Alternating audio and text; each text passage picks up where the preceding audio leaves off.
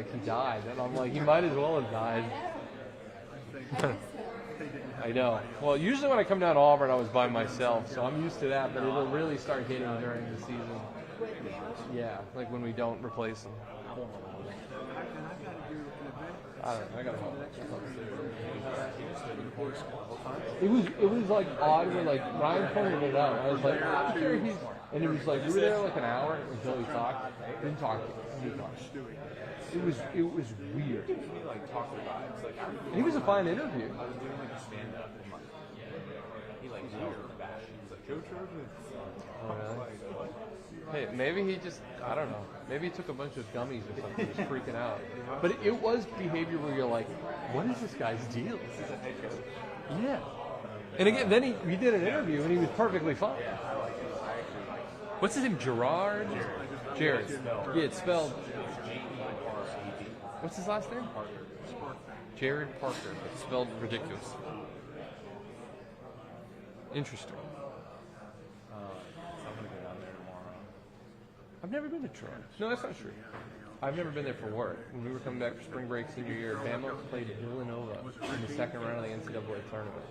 This is when we had Colin Sexton. And we stopped at a bar in Troy. Polly's front porch or something. It was like one of these places, rated. Yeah. That front porch life. No way. So we watched Villanova that had like Archie DiNacchio and Brunson and DiVincenzo absolutely cook us. We were down like 2 in the first half. We're like, we're in this thing, and then they went on like a 30-4 run in the second half. They were like, well, we're just happy to make it. And I watched that at Troy, Alabama. Only time I've ever been there. Apparently, it's like one of the smallest in America. Really? Yeah, that would make sense. It felt like a little... You know who felt like that? When I covered Stephen F. Austin when I was in East Texas. That's another little blip on the radar. Whoa. He worked in Texas. The oldest town in Texas.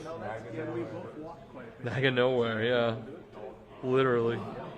They had a Canes. That's all I remember every time I go. I was like, yes, they have Canes. No, I just decided to leave that alone because I know that was Wow. I always forget you're in Tyler. That's crazy. 3.5 years during the pandemic. I go, where's a better place to spend lockdown than Tyler, Texas? Beast, Texas. Jalen Jamari Miller. Covered him when he was a freshman in high school. Where'd you go? No, he went to Tyler Legacy. Haynes King went to long. His dad was the coach.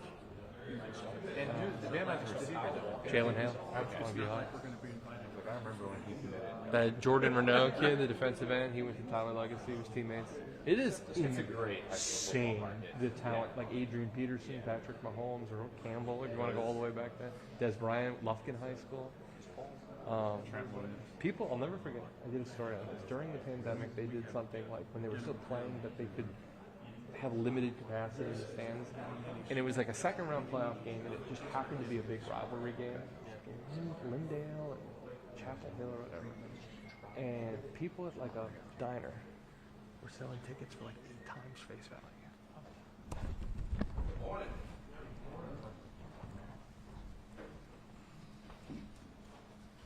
Before we get started, everybody, I know a lot of you are aware Shelly Bell retired. Our new associate AD for football communications, Taylor Bryan, so he will be your go-to guy as we move forward. So just wanted to introduce him to everybody, get a chance to meet him if you haven't. Coach, will let me give you opening remarks. Yeah. Pumped. Told our team last night in our first team meeting. I'm probably more excited about this fall camp than I can remember in a long time. I think they sense that from our staff, and I sense it from them. So we had our first walkthrough last night, getting ready for our practice. Really a practice today, this afternoon. So we'll have another walkthrough this morning. But just think they're locked in and excited about what I see in the chemistry in our building, and obviously hope we can have a physical camp but stay safe, and that's a challenge. But you can't win in this league without physical football, and so you have to have that. And we're going to pray that we can stay healthy as we go through it, but really excited about getting started. And I think it's evident all throughout the building as they walk around with the body language I see, which is a billboard for your attitude. And I'm excited to get really started today. Raise your hand, we'll get you a microphone. You get to state your name and affiliation. We really appreciate it.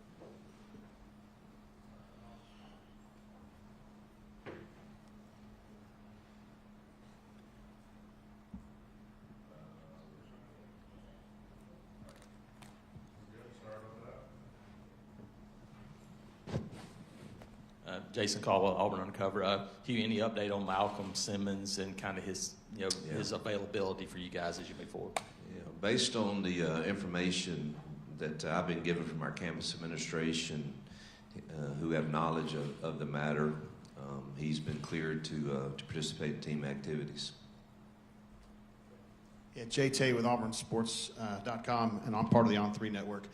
Tell me a little bit about just practice, the attitude the guys have, and do you have your entire group of guys ready to go? I mean, is there anybody that's still out? Yeah, Hollis is still, I think he gets to go in cleats today. Will be limited in practice. Devin Carter's ACL tear, and I think Jeremiah Cobb fractured a finger, so he's you'll see him in a cast that he'll be limited. We got to make sure we get that thing healed exactly right. So he'll be in a yellow jersey also. Other than that, I think we expect there may be a few more yellow jerseys, but everybody else is participating. He's still one of those limited guys, but really, really close. Jacob Goins, ESPN 106.7 here in Auburn. When you look at the secondary, just from corners and safeties and even the nickel spot on paper, it's just loaded back there. So how do you and Coach Durkin kind of decipher what are you looking for this fall and who's going to be playing in game one and throughout the year? Well, you're glad you have the more depth where you're not, somewhat feeling like there's a drop off, when you do rotate people or if you do have an injury. And so I think every team at this level would be excited to have that type of depth, and we do. Now, we've got to figure out, what their seat is on the bus. Who are the best nickels and who are the best safeties and who are the best corners. And I think we've got one thing I know, we've increased our length and we've increased our speed and our depth. So that's exciting to us, and now we got to figure out exactly all the pieces of where they go, and getting Champ back, he's finally cleared. We might limit some of his reps, but it gives us some flexibility because some of those guys, can play multiple positions. We think Jay and Kaylee had fine years last year, but two's not enough, and so I like that room. I like the fact that we have more length, and when you think about even the young guys like Woodby and Starr, I think they're going to be good. But obviously Pleasant and Strader are guys that have experience and can play multiple spots back there. So and then you got the safety rotation too that I think is a lot deeper now. We're going to depend on some young kids to play there, but excited about the fact that we have some options. Just first in the Auburn Observer, Hugh, you guys have, I think, 6 guys on your offensive line who have been multi-year starters at the power conference level. Just the added depth there and the versatility, how much you like that, and what do you want to see from that group specifically here in camp? I know you've been excited about them also. Yeah, I think we're in the best position. We've been there also, and I actually got an NFL grade back from the first guy that's been here, and he has all 5 of those guys draftable, that are projected to be starters plus 2 tall. So I think there's high expectations on that group to be able to run the football and protect the passer. And, you know, obviously protection is not always just the O-line. We've got to get our backs and tight ends to be convinced that they're a huge part of that too, and our quarterback setting it the right direction. But it would be there's no running from it. We're not going to understate it. We expect that group to be a solid group for us. Yeah, Bill Cameron with The Drive on ESPN 106.7. You had just about everybody here this spring, just a handful of guys that have come in. Just talk about how quick you expect them. You mentioned Rayshawn a little while ago, Jay and James on the defensive line, Caleb, and then Ashton at quarterback. Yeah, and Jay Hardy also on that, and Duke. I guess that's probably the late arrivals. Probably easier for those DBs than it is quarterback and a receiver. But I expect the DBs not to really. They were here long enough for us to have those endo and install meetings that we had throughout the summer to, I think, somewhat catch up. And so I don't really, not as concerned about the D linemen and the DBs. You know, it will be, you know, it's a lot more to learn at receiver and quarterback for sure for those late arrivals. But Ashton's really sharp, and Duke will catch on. But the D linemen and DBs, I really not concerned about their learning curve. Hugh, JoeGoodmanAL.com.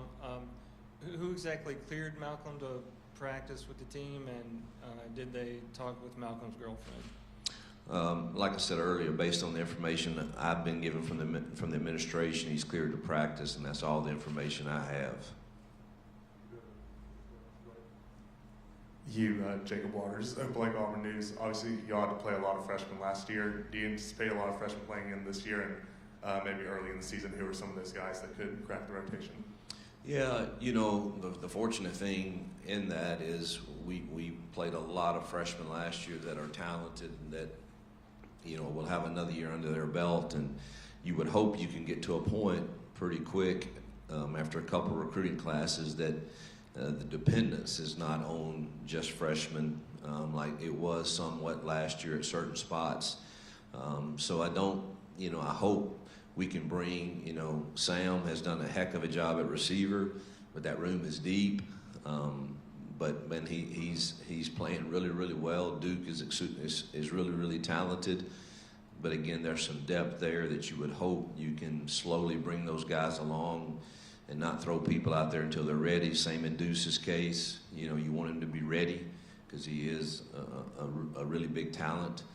And so, you know, and then you look at the D-line, I do expect Crawford and Autry to I don't know how many plays. I think what we're looking at in that D-line right now is more depth than we've had.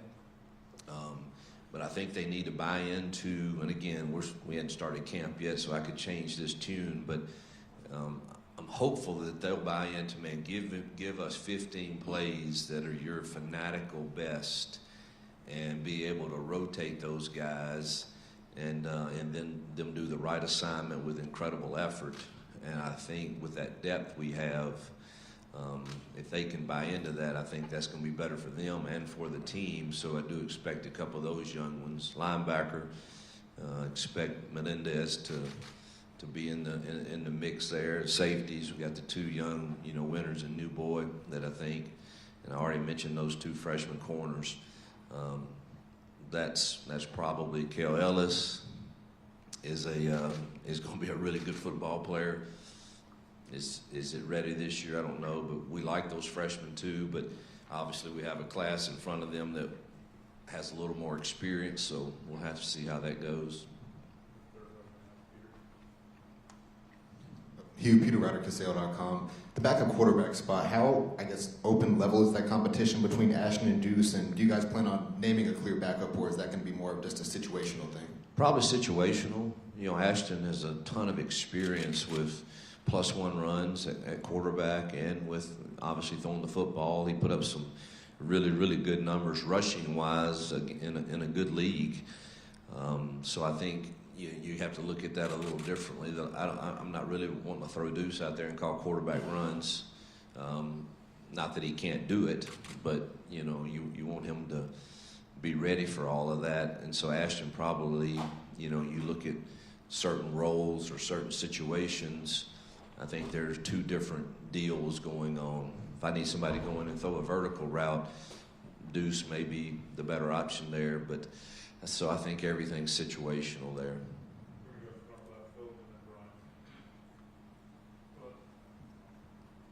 You obviously, these being different days, when you got transfers every year, basically.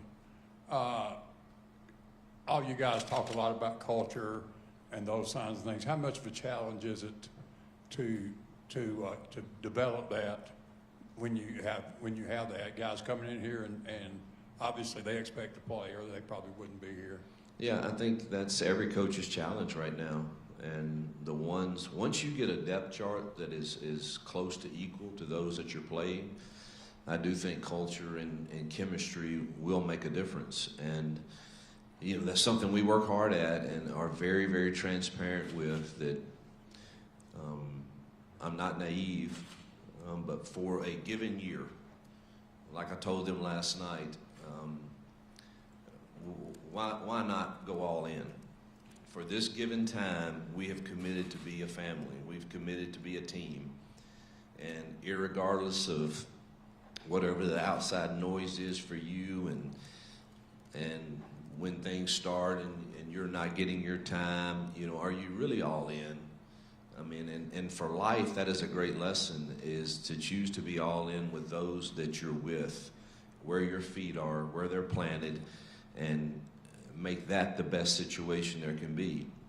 And then, heck, the next year we'll evaluate that again. I mean, that's just the reality of it. But for this period of time, I know from living, and you know from living, that, man, the best thing anyone can do is be the best at where you are with the situation that you have. And being at Auburn University is a pretty dang good situation for a young man to have and to be blessed to be at, to get an education and to be blessed by whatever it is that is agreed upon through other sources, revenue sharing, NIL, whatever that is. Man, what a blessing you have. And man, don't forfeit that blessing, because the mental battles that can come with all the noise that you can see. You know, I told them last night, one of the things I'm convinced of is we have too many men that spend more time scrolling than they do sleeping. And you know, and it is a mental battle, and it's a mental game. And I think the teams and staff that do the best at changing the mindset to buy into, man, we are a team for this given period of time. And we get to represent one of the greatest universities and greatest fans in the country. Man, do not waste this moment, these moments that we have to stack these days to be prepared for those opportunities. Did you ask a DJ to take it easy on Jackson Arnold during the spring to get Yes. the confidence up? And does that have to change during fall camp? Yeah, you know, I used to be so dogmatic back when, of course, you know, I used to just go tempo, and see how, and man, I was proud if we had 95 plays a game. Yeah, you know, and we scored a bunch of points, and that's the way I started as an OC, and carried that over from all my days at Lambeth, Arkansas State, and then at the beginning of the Ole Miss tenure. And then you start kind of finding out, maybe if I'd have managed the clock a little different there, we'd have won another game or two. And so I obviously have changed that somewhat. And I also used to be very adamant. The number one priority of practice is for our quarterback to leave that field confident.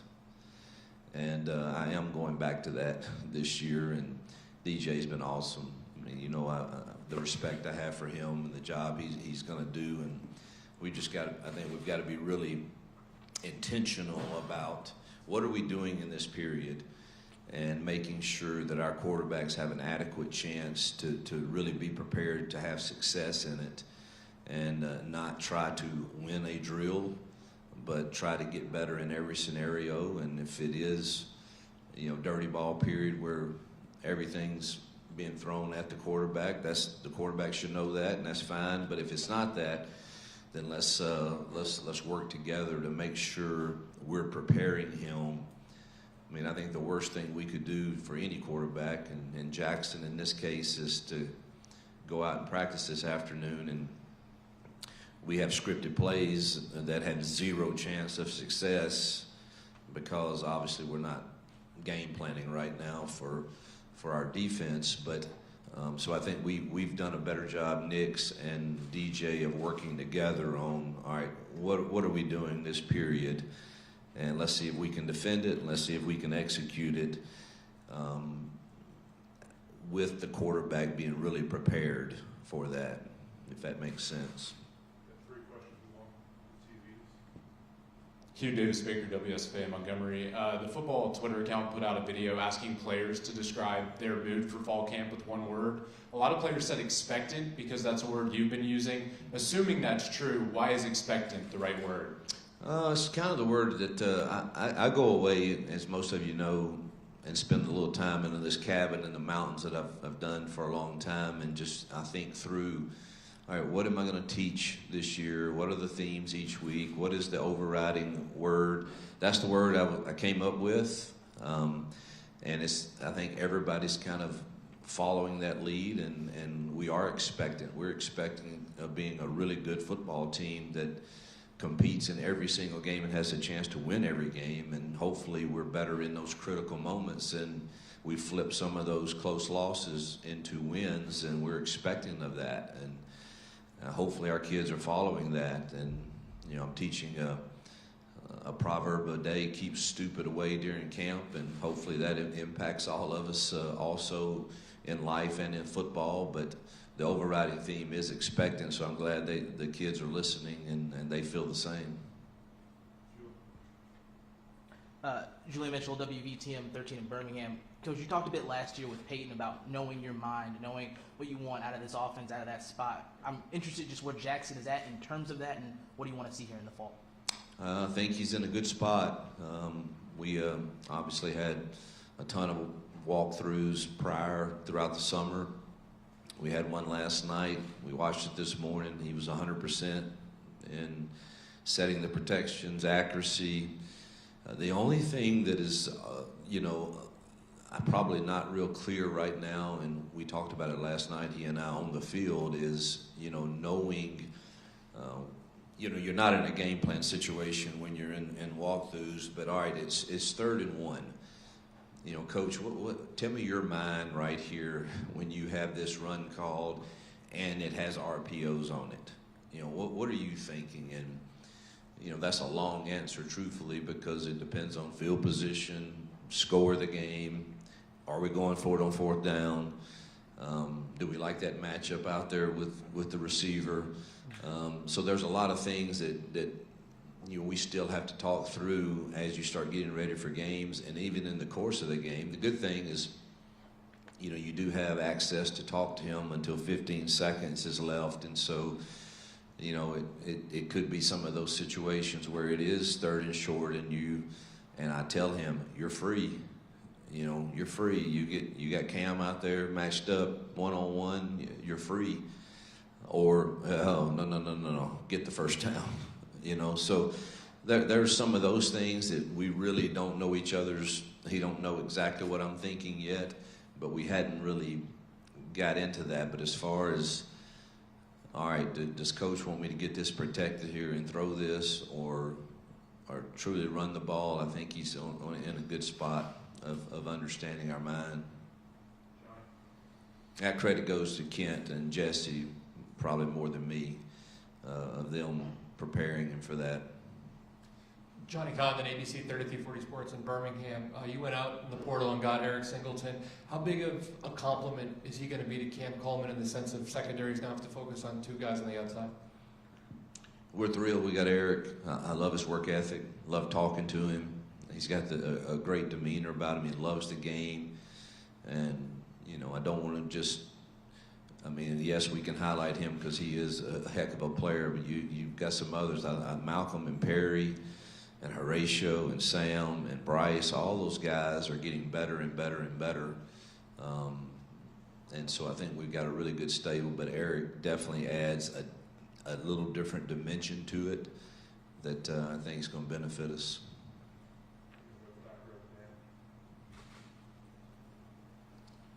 Dan Pack, ESPN 106.7 in Auburn. You got 3 tough road games in the first 5. How does that change preseason practice, preparation, and all over the next month?